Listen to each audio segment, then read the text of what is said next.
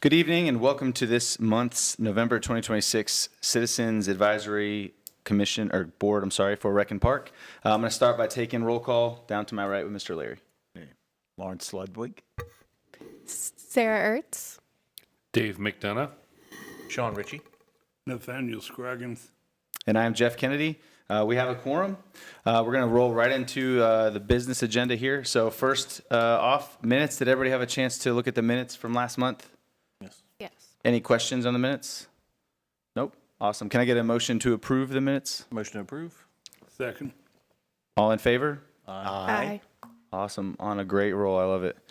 Okay, with that, we're going to go roll right into new business. So we've got a volunteer appreciation. So we will bring up the team to tell us what to do.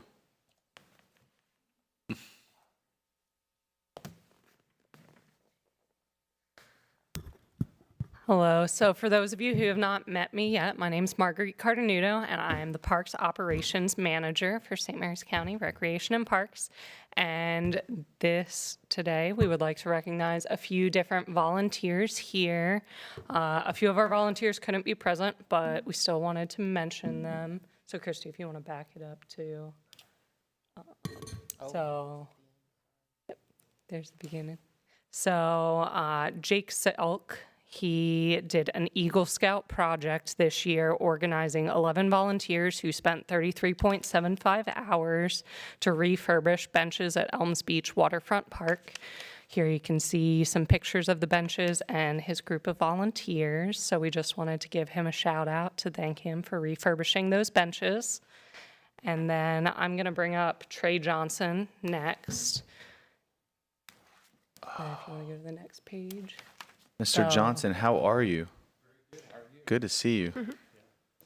So Trey Johnson is here representing the Southern Maryland Mountain Bikers. So their group have started a project with us at Chaptico Park to try to create more trails at Chaptico Park for both people who want to walk and do nature trails, but also for people who would like to do activities such as mountain biking.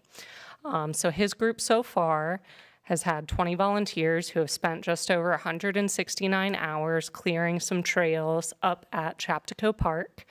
Listed here are the names of all of those that volunteered so far, and that number is through the end of September, the hours that they had provided. They have completed their first project, the Fern Trail, which is now open at Chaptico Park. You can connect it to our nature trail, and the Fern Trail itself is 0.63 miles. And they've started on phase 1 of their second project to develop more trails. So I don't know if you have anything that you would like to say. Yeah, I'll just say thanks for the opportunity to build trails at Chaptico. It's important, I think, to have additional recreational opportunities here in St. Mary's County, especially mountain biking. There's not many places to do it. So thanks so much for supporting the project. And then Christy, if you want to play the video real quick, we can do, this is a little ride through that their organization did of the Fern Trail. So it's not a huge trail. It's not super wide, which is great for mountain biking. But yeah. We've gotten a lot of positive feedback of people very excited to have space to do various different trail activities up at Chaptico Park and just in the northern end of the county in general.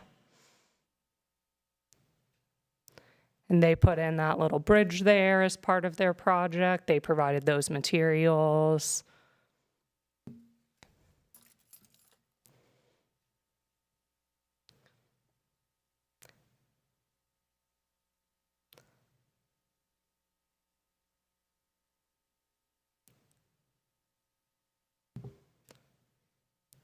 That's what there are, a few different types of ferns on the trail, and there really are quite a lot of ferns. So it was a very appropriate name. The length of the trail? Yeah, it's 0.63 miles. 0.63. Yeah, 0.63. So a Yeah. little more than half a mile. And when they've been working to pick out where to lay trails, some of the routes they're using are old logging trails that were already present at Chaptico Park, so they're going through and clearing some of those. So some of it is already formed in some areas. It just needs to be cleared out, whereas other parts are cutting the trails brand new. Yep.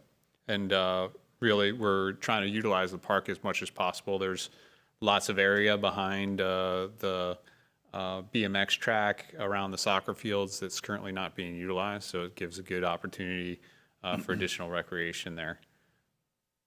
Is this the same organization that I remember seeing previous football seasons out of Dorsey, where they would set up kind of on the Correct. mountainside? Their older kids would be practicing Yes. football, and you guys would be going up and down, and Yep. the little cones just to get used to a real trail. Yeah, so we have Trail Hawks, which is a race team, local race team, and the hope is ultimately if we finish the rest of the phases, we'll have a decent loop to do races out there.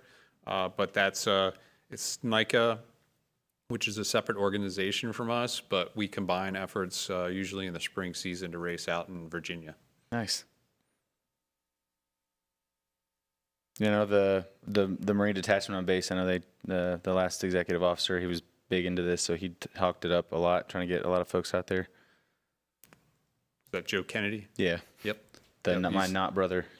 Yep, he's big on the Trailhawks team, and his son is out there winning races. That's awesome. This looks like a lot of work.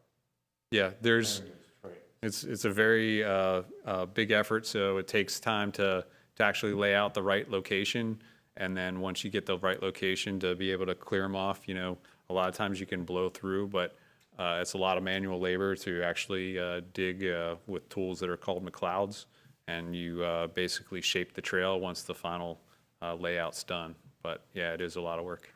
How often would you have to go in and clear? Hopefully not very often. Part of, you know, the trail design and layout is to be able to put the trail in the right locations, so there's minimal wear and tear on it. You know, one of the things that's nice with Chaptico Park is the forest there is not as dense as some of the other locations we work in. So there's hopefully not as much tree fall that'll happen and things like that, but that's really where you need a lot of the maintenance time. And then longer term, like the bridge may need maintenance over time, but hopefully the materials last a good period of time.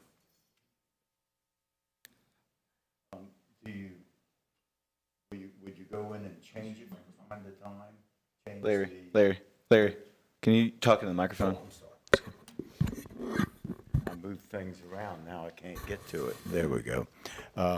Would you change the direction of the trail from time to time, move it off its current course and do something different? So the hope would be to keep the trails in the current locations. And then part of the development plan is to, one, get the first loop going and then add additional trails as needed. So it gives a lot more variety to the park. The layout there, I think, is something around 7 to 9 miles, depending on how we utilize things. So, you know, I'd like to be able to continue to do and build those section by section and hopefully get to a larger plan for the park. We have a bunch laid out, but, you know, this is project 2, so a lot to go.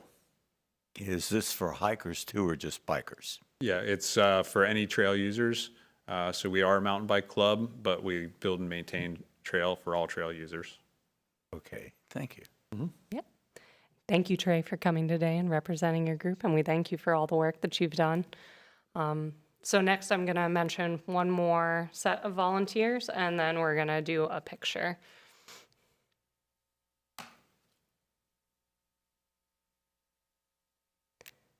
All right.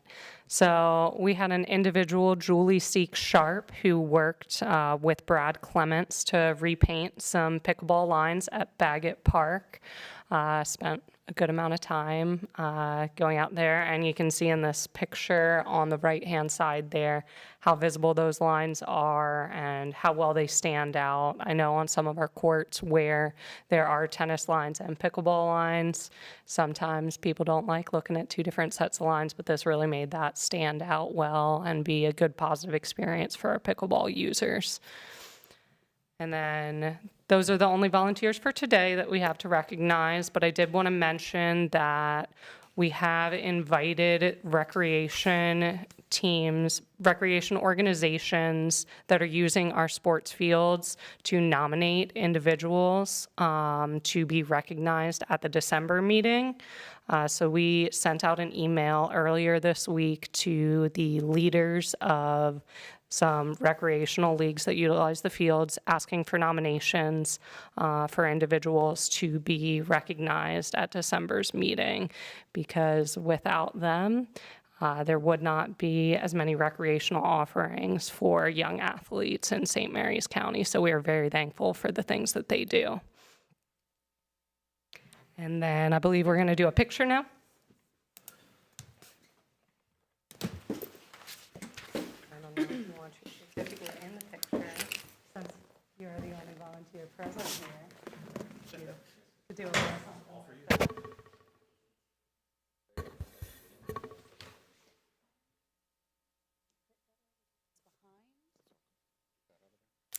Didn't do your chairs. I'm not.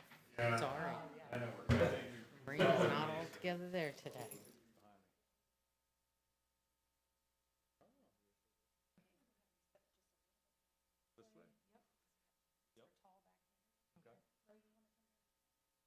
Dave, you should squat. No, I'm just kidding.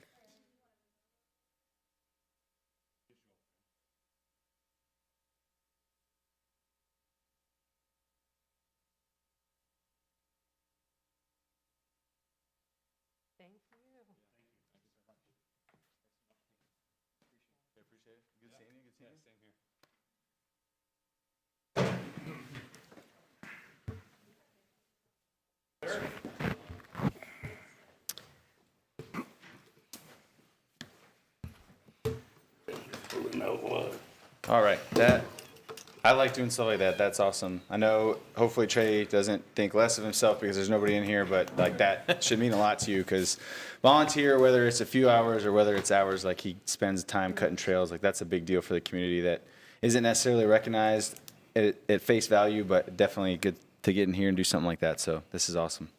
I'm going to keep it rolling here. So the next item for new business is I want to go over the meeting times for next year.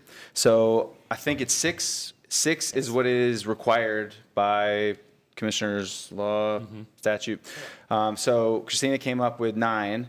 I want everybody to kind of look at those and make sure that that makes sense to you. So historically, we don't have one in July. We're not going to have one in January because it falls in the holiday.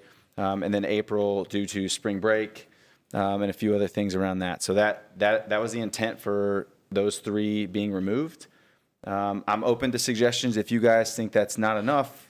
If you guys want to try to put one in there, if you think that's too many, if you just want to keep it as it is and we do what we've been doing and we'll reach out. I'll do better. I do apologize for not reaching out to you guys prior than 24 hours and making sure that there was no issues to be here. So I appreciate you guys responding.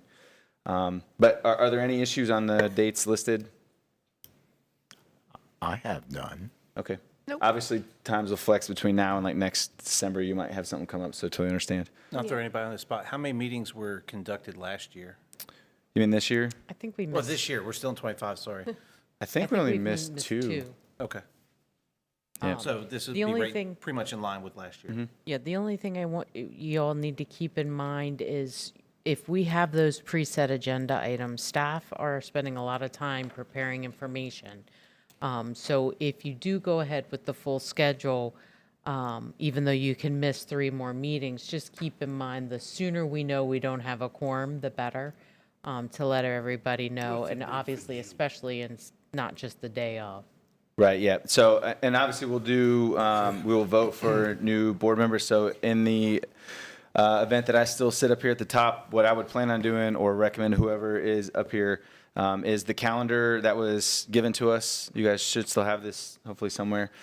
This is kind of what I would work with the staff on, making sure that we lay it out kind of same way based on these dates. And then I will do a better job of making sure that everything is flowing in here, probably a few months out too, because I know most of us, if we're planning travel, should know, unless it's last minute, within a few months of the travel. So I'll do a better job of making sure I ask. So The agenda calendar, and I know that our new folks haven't seen that, we will put out a calendar, but I needed to establish the dates we were going to meet, and then staff will all meet together to give our suggestions. And that's really all they are, our suggestions so we continually give you new information throughout the year. But don't forget, you can email me or Jeff at any time to add an agenda item onto the agenda. I prefer you go to Jeff because that's the way it should, but you can, if you don't hear from him, you can always email it to me.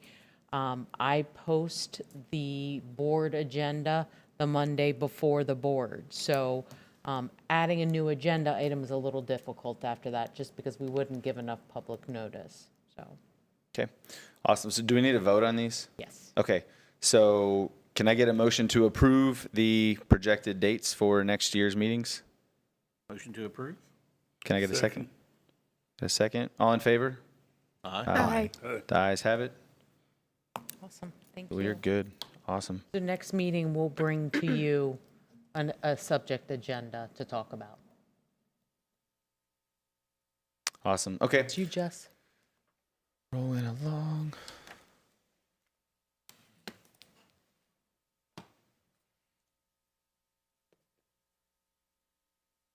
Hello, good Hello, evening. good evening. If we can just have the computer screen put back on, and then I'll be ready to go. Perfect. All right. So what I wanted to do is just take a little bit of time to give you guys an update. I will start by saying you are going to get a wonderful preview next month. So if no incentive at all, then other than to be here for that, that's what we'll go over in December. So here to talk about our new online registration platform, and it's really much broader than that, but this gives you a little sneak peek. We have finalized the branding for all of our marketing and our push to the public, which will be going live the week of November the 17th. Civic Plus is a recreation management platform, so it really focuses on online registration. It's our back-end management system for all of our programs and offerings. Very excited about this program. Lots of work still to be done. Lots of work has been completed. Staff has been involved in trainings for the last 3 months, over the course of those 3 months, and then building this new system behind the scenes to get prepared for the public launch. So we are going to have a series of information and marketing, branding, putting that out over the next month, and I'll go over that timeline here in a minute. But really, this system is going to focus on registering for a program. So if you want to sign up for gymnastics, whatever that might be, a sports program, it's going to focus on being able to reserve facilities. So maybe you want to have a birthday party or reserve a pavilion.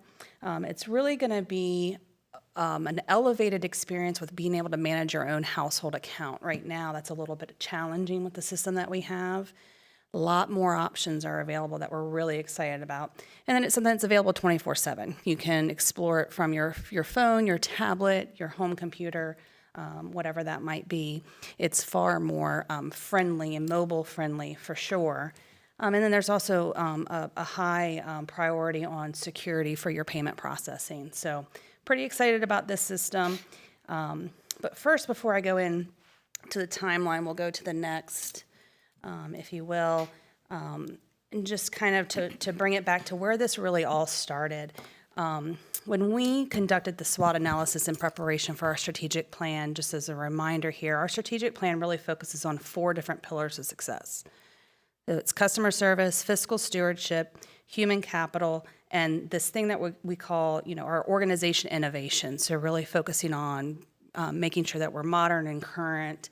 And that's one of the goals that we're talking about today when we're talking about Civic Plus. When we conducted the SWOT analysis, 63% of the respondents, so residents of St. Mary's County, overwhelmingly indicated that where one of our greatest weaknesses fell was on our online registration platform. The ability for them to navigate the web site for program registration, as well as how they were able to receive notifications. The system that we're currently using certainly hasn't had the modern features that you might see in other types of programs. And so that really drove our strategic planning, and we set the objective to explore options to improve the current online access and registration processes. And one of our action items, which actually is a short-term goal to be realized by December of 2025, was to provide recommendations for the purchase of an improved web-based registration system, and here we are. So very excited that we were able to come through and meet that need. And if we go to the next slide, here's where we can kind of look at this timeline that we've laid out. So right now, we finalized our marketing materials, so we're going to see a lot of that going out to the public. So posters in all of our facilities. We're going to have informational rack cards, flyers. There's going to be a lot of email and, of course, social media push. So we are looking at it from all angles, visiting local civic groups, interest groups over the next couple of months. We're going to launch in December, but that's not going to stop the promotion of it, right? It's going to take a while for people to understand that we have a new system. For some people, it might be, hooray, it's finally here. Great, I'll get signed up. So that's really what we're focusing on. And then we're going to do a launch the week of November the 17th. And what's going to happen during that time is the public is going to have a whole month to go and set up a new household account during this time before we actually go live. The advantage of that is to kind of get acquainted with the system, to see that we have a new platform, and that when we go live with additional registrations and opportunities to do facility reservations, purchase passes, you'll already have your household account set up. One of the things that we decided to do, we did a lot of research on this and spoke with other organizations. We felt that the benefits far outweighed anything else. The system is going to require that you have to create a new account. We will not be transferring over accounts from the current system to the new system. It is sort of a logistical nightmare, especially when those two systems are completely different in terms of how they organize information. But there's some stuff on the back end that we're going to take care of for those customers where information does have to be translated into the new system. But as far as the customer's concerned, as far as the citizen's concerned, it's setting up an account. The good news is that this isn't just affecting Recreation and Parks. Department of Aging is also utilizing this system. And now citizens it'll be a one-stop shop. They don't have to create separate accounts. So if you set up an account in our system, it's going to allow you to talk to the Department of Aging resources and programs, as well as Recreation and Parks.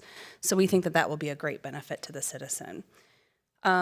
We've got a little bit of a timeline that affects our operations, and that's another thing that we're going to make very clear to the public so that they are prepared for that. There's incrementally things that we're going to have to pause in order for the system to be able to be converted, and in order for us to kind of clean up what we're doing in the current system and get ready for the new system. So the last day to purchase passes online, that's our first step. We're going to have to cut that off because we are actually converting our pass holder information to the new system. Passes will still be able to be used in facilities, but there's just a transition that we'll be going through with how we handle those purchases. Early in December will be the last day for online registrations. We have steered our program dates specifically for this conversion. So for instance, we're doing gymnastics a little bit early now so that it doesn't have to happen in the intermediate when we're trying to get this new system going. So we're making those adjustments and changes to make it easier for the customer. We're going to hold actually a public Zoom meeting where we'll go through the system and do a little demonstration and people can ask questions. We'll have some incentives along the way. If you attend that meeting, you'll be entered to win a gift card, and that way we can record it and have it available for the public. We're trying as many different ways as possible to reach people. Marguerite, for instance, is gonna meet with the local league leaders and go through a training opportunities for how to enter field reservation requests, for instance. And then credit card transactions, a lot of stuff that we're doing is driven by the logistics on the back end. So our credit card processor changes with this new system. So December 10th, we'll have to cut off credit card transactions, which means all online, anything will have to be shut down until we reopen the new system the following week. So we will be modifying our operations based on that need. And then I think for the first time ever outside of a holiday, a major holiday, we are going to what I call kind of shut down the engines. We're going to close. That's going to be the day that our IT department is going to go and install all of the new equipment that's going to be required for these systems. So they'll be out at all of our facilities doing that. And that's where we're going to continue our full staff training and getting things prepared for the new system. And then on December 16th, we're going to welcome everybody for an open house at all of our facilities. It's going to be free, so if you want to come to the Wellness and Aquatic Center and work out, it'll be a great opportunity and give all of our staff a little bit of real-life experience with this new system and putting it into use. We'll have a soft launch, welcoming everybody back and getting into the system, but technically live, full steam ahead on December the 18th. Online platform will open, and we will hopefully be off and running and have a great new system. So I'm sure there'll be lots of little bumps here and there as we learn the system, but I can tell you through all the training that we've gone through, the capabilities of the system are going to make what is difficult or challenging now a whole lot easier. It's going to be a much better experience for the resident who's registering, and I'm excited to show you guys some of those things next month at our December meeting. So that's where we're at. That's awesome. I know that's a long time coming. I know you guys have heard that a long time for reservations. So to see, I think when I first heard about it, I know it was just from the league side with field reservations, and I'm sure you guys hear it from the other side. And obviously we're all users of the other side. So I think this is awesome that you guys were able to roll this all in. I know this is not a quick, easy, overnight fix. So No. does anybody else have any questions regarding the system? Yeah, two. This will be able to cover field registration as well as facility registrations? Yep.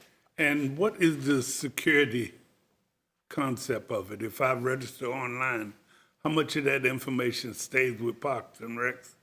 Or is it passed on to some other No. entity? So all of the information on your household account is the same as it is now, where we have access to, obviously, your address and your email and how we communicate with you. Anything that is related to payments, everything is completely encrypted. What we haven't been able to do before is, let's say I use the Amazon experience. I can have an Amazon account, I can have a payment type saved on the account, and I can freely use that at my choosing without having to re-enter it every time. We've never had that option. This system has that option, which makes it a whole lot easier for the user, and all of that information is encrypted. One of the things when we were doing our research is Civic Plus has pretty high security and authentication systems in place. They also have advanced what's called Audio Eye, which has to do with not just security, but also the regulations that are going to be forthcoming for accessibility, visual accessibility for sites. So we felt pretty confident in the systems that they have in place. They do not have nobody has access to the payment information except for the user who's entering that in. So their encryption is pretty stringent. Okay, and then last question, the payment method is just going to be credit card, or is Zelle, PayPal, and Cash App included? So right now with this system, it is credit cards. There is several options, however, for logging in, and I'm not yet completely 100% able to detail this because I myself don't use it, but there is a way that you can log in using a Facebook account, and there's a way that you can log in using your Google. So I'm not 100% sure if any sort of the Google services like pay services or pay apps could possibly be used if you're logging in through your Google account. We wouldn't be managing those, but the user would be able to apply that through those types of accounts. So you can create your login just straight through the Civic Plus system on our site or through your Facebook or Google account. And you're taking all the major credit cards? We accept Visa, MasterCard, and we will now be accepting Discover. And American Express is? That one is actually on the list of questions. We have a finance and IT meeting next week, so Okay. more to come. All righty, thank you. Just to clarify on your security question, were you specifically talking about like backend encryption and things like that, or were you talking about like advertising and No, selling I was data? talking and about the Okay. encryption. Okay. And as far as advertising, I can address that. We would be the only ones that have access to that information. So the other very beneficial thing about the system is we're able to communicate more directly with the program participants and registrants and pass holders than we have before, and we can do it direct through the system versus using like a third-party system to make communications. We can set automatic reminders. Hey, you've got camp coming up next week. Don't forget, boom, boom, boom. We can set up all sorts of things that we've never been able to do before that will really enhance our product delivery and our customer service delivery. Is the golf course tied into this for reservations? I'm glad you brought that up. So golf course is not tied into this. Believe it or not, there's very few systems that are all encompassing. So we are currently working with our legal and procurement processing. We have identified a company and a product that is all encompassing of golf operations. It's very comprehensive and integrative between the pro shop operations and the restaurant, which is what we needed. So we're just waiting for that to get final approval, and the golf course will be bringing on a new system, hopefully soon after the first of the year. Will this system, I don't know other departments, but I know you talk about aging. Will it expand to other parts of the government, one, and then two, is, even though it's all the big same pot, county taxpayers, but I know individual departments have budgets. Is this being spread across, or is this all coming out of Park and Recs? So the cost of operation for it was part of the IT department's budget. Oh, okay. So when it has to do with technology, services, and programs, that's how the county allocates the funding for those types of things. Civic Plus overall, recreation management is just a very small piece of what they do. They actually cater to government agencies. So it certainly could be something down the road that if the county wanted to look at something like that, I mean, they develop web page, they develop all sorts of processing type of modules for payments. They do a whole lot of stuff. I probably don't even know what they do, but they're a pretty broad spectrum of what they offer to support local government functions. Thank you.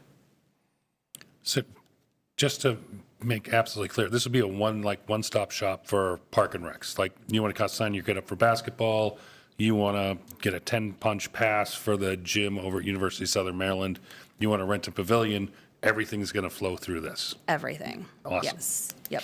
Okay.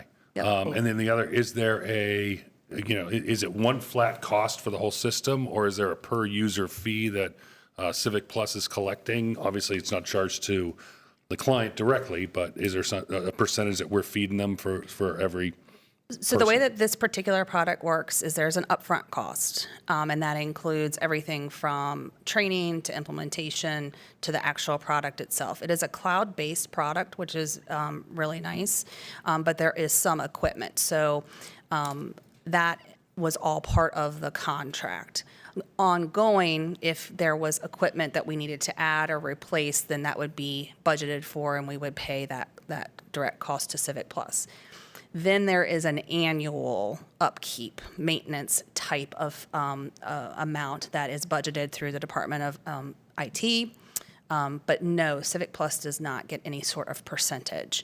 Now, golf now is the product that we're looking at for the golf course. That is set up completely differently. And there is no upfront cost for that. There is no initiating cost for that product, but it is a contract agreement with percentages of sales. So they serve as the credit card processor, and then there's these things called tee time, where there's a certain block of tee times, and then they get a percentage of those sales. The benefit of that is there's no upfront cost. So you get this product, it's all cloud-based, but then your cost is coming at the percentage of the sales and the usage of the product. But it also mitigates the credit card risk and so forth. It Right. puts it on them. Right. third party. And golf's a little bit different too. So golf is more of from a tourism perspective. So they have a greater reach, and they're able to advertise that. So certain platforms that they have, if I'm a golfer and I'm going to be traveling in the Southern Maryland area, all of a sudden now Wicomico Shores Golf Course is going to show up in my options that I can book online. So lots of good options there. Thank you. Any other questions? One last question. Okay, go for it. This whole platform will be in English Yes. only. Yes. Okay, thank you. And it's web-based, right? No app, no future expansion for app-based. We're gonna keep it web-based. So they do not currently have a singular app for it. However, they are mobile friendly. And I can say from what I've seen so far, it absolutely is extremely mobile friendly considering what we currently have as an app whatsoever. But they have a design team, I guess is what they keep referring to. And they always take input and comments from the customer's perspective of, hey, what would we like to see in the future? How would this benefit our business and those kinds of things? So I know that question has come up a lot because when I asked about it, they told me it comes up a lot. So maybe their design and production team would be working on something like that in the future. And I know that they are working on rolling out even further advancements. And so that's the other good thing, especially with cloud-based, when those updates are made, it's not something where you have to go to the county server and try to do some sort of updates and upgrades, and that can create some challenges, whereas this is all cloud-based. Nice. Okay. Awesome. Thank you. Good. This All is right. awesome. I can't wait to see it. Yes, thank you. Looking forward to showing you more, so. All right. We are just churning right through it. I love it. Now we're director updates. Favorite part. Great to see everybody. We're going to go on a quick photo tour through some of the updates over the last month once they get up there. But renovations were completed at Dorsey Park on the tennis courts, new asphalt surface, color coding, lines, and updated to the fencing. This was part of a series of projects that was helped with open space funding. I read a newspaper article that quoted the cost of this, but it was a series of court projects, which included the basketball courts that we mentioned last time, and actually the pickleball, which is what we're headed to in the next slide. So at Chancellor's, we had talked about the first dedicated pickleball courts in the county. It's been converted to 6. We did a soft opening yesterday morning. We did not put anything on our website. We just mentioned to 1 or 2 select people in the pickleball community, say, hey, we'd like to come out, see how things are going, give us your input. It's not even officially done yet. We still need to put netting in between so the balls don't travel as far. That'll happen on tomorrow. And then the windscreens go up on the fence around there. But as you see, that 1 or 2 people, the pickleball community is very connected. There was a waiting space and people were still coming, not to mention the people that have been out there every day. But the feedback we heard was tremendous. Some people were talking about how far they've been driving, that these are their favorite courts, that they've done a great job and how excited. And they're even talking to us. As you can see, Roy and I actually got on the court. And for the record, my team beat Roy's, which that doesn't happen very often. So, I was going to ask if you can really play pickleball in work boots and jeans. No, I had an advantage there. I was in khakis and leather shoes. So, but yep. And then the next one is also there. You can see some of the action shots and the amount of people that you figure 6 courts with up to 4 people on each of those. Now our next problem is going to be parking that we have after there. You can advance to the next slide. So we're headed to Baggett Park now, and we've been working with the St. Mary's Arts Council. They have helped partner with us and with a sponsorship from Cedar Point Federal Credit Union. A new mural is going in on the bathhouse there, and it highlights 4 different aspects of the park. So the trail was a big focus of it. One side talks about the train heritage, bikes using it. So what you're seeing there is some of the wheels on this side of it. You can see multi-generations helping. The artist kind of laid everything out, and he'll touch things up, but this is really a community effort, which is very cool to see. The artist is Eric Jackson, that was selected from the Arts Council. That's him here posing on the nature side of it. And then probably my favorite, like I love nature, but the backside, which is not here, not shown yet, it's still under work, is all the different ball sports there. So baseball, basketball, pickleball, tennis, all of those kind of there. And then just to kind of throw it in there, we have been trying to add more of the bottle filling stations. So this was a request from someone with a disability that they use the trail frequently, and this was us responding to that request. So very excited to get that in the, and the artist did an amazing job, because the one side with the trains, when you go out and see it, it's just electrical box and light box, and he somehow still made it look like a train. So he's done a great job with that. Do you mind if I interject one thing? Please do. I just wanted to say that Cedar Point's credit union sponsored this project. So their funding, they assisted with the funding of buying the paint, and a lot of their staff are who came to volunteer to actually paint the mural.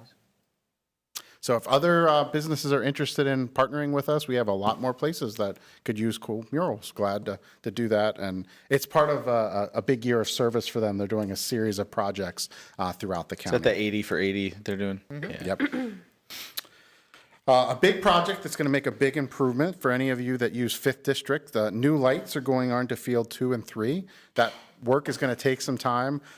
Those lights were not actually installed by Recreation and Parks. From what I am told, the old Football League actually installed them. They were not anywhere near the foot candles that we needed. It'll be a big improvement. So these are I think of them as you come into the park, you hang that right, and you go down past the basketball and the playground, the 2 bottom fields back there, right near the nature trail. So these will be a big improvement. Those fields get a lot of use. And this also is funded by Open Space, which is nice when we can leverage those kind of funds. And then I'm going to spend some time highlighting some stuff. Usually we talk a lot about what's new in the parks. We're incredibly proud. Some of our coordinators have developed some new programs. Last month, they did our first ever costume run, where people were encouraged to come out to Lexington Manor Passive Park, and families could run, or strollers in costume. Then we're doing our first turkey trot. So for all of the millions of people watching online, Sunday, November 23rd, you can sign up online. Make sure you get it done before we do the Civic Plus transition. When I was taking this job, my buddy told me, he's like, you're going to love the parks. We have amazing parks and places. The trail, the 3-Notch Trail is amazing, but you better fix that online registration system, because he was one of the 65% of people that did not like it. And I can't take credit. Jessica's done an amazing job. And IT actually moved us forward in the line to get that going faster. So we're excited about that. Bus trips. A lot of folks don't know that we offer bus trips. The next one coming up is a New York City bus holiday tour. Some people know, because we've already filled 3 buses and we're moving on to our 4th bus. So if you ever have an idea of a trip that you'd like to see, glad to work that out. We did one earlier this year for Ocean City Sunfest. So glad that kind of falls into our leisure program that's out there. This is both a pro and a con. In less than 24 hours from when we opened indoor soccer registrations, 30 teams and 246 individual youth had signed up.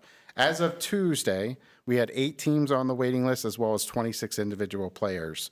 This is just really a sign of how we're busting at the seams when it comes to indoor space. That same SWOT analysis kind of identified that indoor, whether it's pools, whether it's the Leonard Hall right behind us, which that floor has turned out great. That project really came a long way.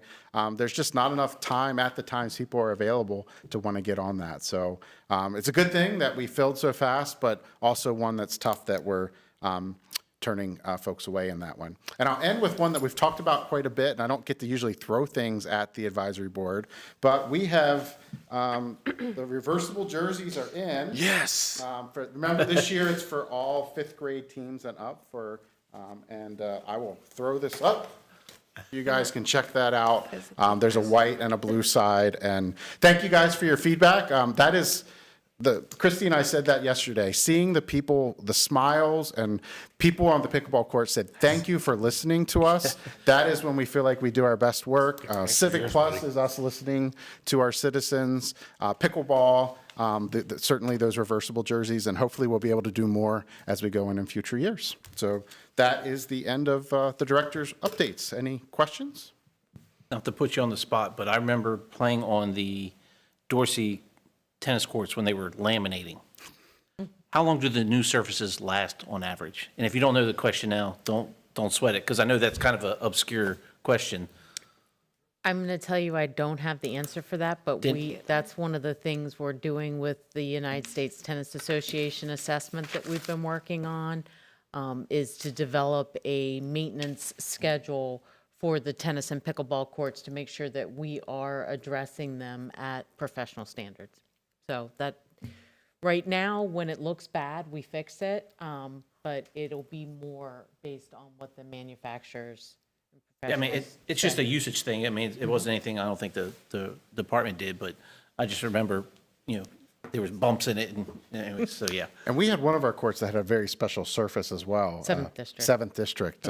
So that kind of it varies on the surface, but just tracking that I think is going to help us, because each place is different. The snow is tougher on them with cracking and things like that, but we're so good about doing that when it comes to playgrounds and other types of facilities. We had not been tracking. So kudos to Christy and Roy. They've developed a spreadsheet now showing when everything was installed and when we should be looking like, okay, that's coming, not just the eye test. So, because you need to budget multiple years out, and these grants that we're asking for, it's essentially like a 2-year cycle. By the time you ask for the money, they tell you to apply, you're going to get it, you get it, and then you have to go through the bidding process and all that. Thank you. Questions? Yeah, you were talking about soccer is in big demand. Did I hear that right? That requires probably, well, not necessarily indoor. Is it indoor soccer that's in big demand, or all of them? All soccer's in demand. I think that in the wintertime, the indoor space, especially at Leonard Hall, because it's not just soccer that is competing for it. We have roller hockey teams that are in there. We have lacrosse teams that want to use the space. And it's youth versus adults. We have some very late nights going on there, but it's really at that point becomes one of the only shows in town. Basketball, getting court space for practice is very difficult as well. I'm hopeful with the new YMCA coming on that there's some abilities to get some of our stuff in there, because they'll have some more indoor space in the county. And we're looking for all sorts of different public-private partnerships. So if there's a church out there listening that has a basketball court that they think might work for indoor soccer or something like that, please reach out and let us know. We'd be glad to look at all that. It doesn't have to be in a building that we own. We can carry the insurance, and that's essentially how we work with the schools. We work and partner with the high schools to hold our basketball games and things like that. Okay, thank you. I'm glad you said that, because I had a question about that, and I know Ryan's not here to probably put me in my place. But when it comes to the indoor for basketball, and I don't know, because I was going to give a shout out to Zach later, but I'll just do it now. Like he's killing it. Like I've noticed I think this is his second year. Just a second, right? Second year. Like he is, like, everything I throw at him, and I'm sure I'm not the only one, like, he responds quickly. He usually has the answer, or he'll let me know he doesn't, which is also appreciative, right, instead of just ignoring me. But I did notice for the girls specifically, so my daughter's in the 5th through 8th, and I know there was conversation about 3rd and 4th, if they'll have their own, or if it's going to be co-ed. But with 5th through 8th, she got, normally practices last season were at Esperanza. This year, we're at Duke, which pretty tiny for girls, but my assumption was, and I know I'm publicly asking you, it was just because there's either the high demand, or is there any issues with schools that are cutting back on the ability to loan spaces out for you guys for the winter? No, I don't think we're getting cut out of anywhere. It's more just having teams. enough space for practice and on the certain nights of the week kind of thing. So games are a little easier for us. It's practices. And it's the same thing happens in baseball. Baseball, we're pretty good on games for the most part. It's the practice times, those type of things. So, but I appreciate, we'll make sure to pass that on to Zach. I know he's moved up the registration dates and tried to get things so it wasn't as stressful and rushed kind of thing. And that seems to be working well this year. So. Yeah, no, his organization has been, since I've moved back to the area, has been great. Like, I see him at the games on the weekends. He's usually talking to most of the coaches, and he knows all the employees. So I like seeing him out there. Moving away from the school stuff, and I'm probably going to ask a silly question. I think we all think it, and I think it goes back to the leagues. And I've had conversation with league leaders for every sport, and it usually boils down to, yeah, sure, every parent always complains about it, but then when I ask them to help me, I get crickets and they ghost me. And that when it comes to concessions. So I know we have a great concession stand right smack in the middle of Fort Fields at Chancellor's, and then there's the one that has potential at Dorsey that I know was used in the past. But when I've asked the league leaders, they're like, well, we have to do it all of ourselves. Has there ever been like a business case from your all's end of like, is the juice not worth the squeeze? Is that why we don't do it? Can I just comment on that real quick? Yeah. So every time that any of my kids or teams have asked about concessions, we're told the parents aren't allowed to bring anything in. We're told it's got to be, there's basically, you get stonewalled. You can't do anything. I don't know why that is. So your timing is excellent. Actually, Marguerite, who is still back there, we were just talking about this today. I think Chancellor's is the one that's the most prompt and it can sustain a business. And we were talking about how to go through the process to do a bid, to have someone come in and offer it. The problem with the teams is we would want something that is universal, and it's not just when a certain team is running, and having people that have the safe serve type of things.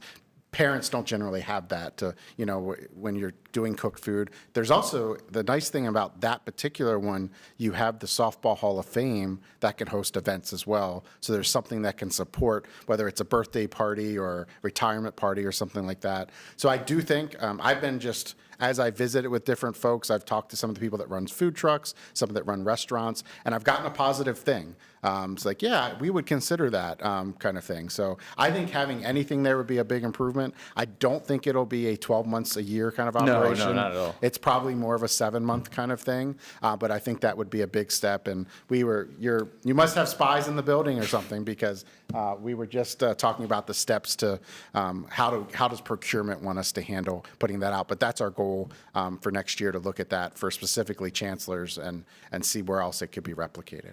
And I don't know, and I'm probably a reach here with you got to get the Civic Plus up and off the ground. But I've sent a lot of software conversations this week, so it's bleeding over. I apologize. But there's things in there where to know exactly what makes the most sense. You really don't need concessions during practices. Like I know we'd like to have that, but it's really games. And like you said, if the reservation system would tell you when you have games, you can then use that to let whatever business would go do that, staff it.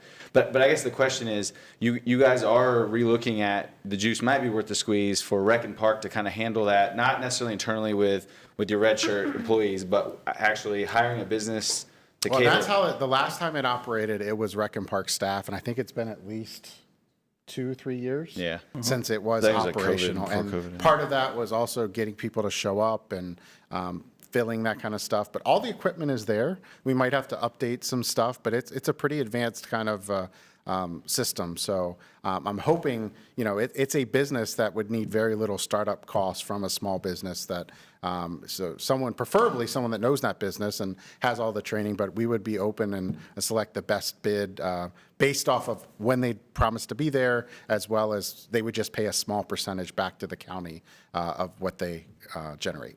Okay. Awesome.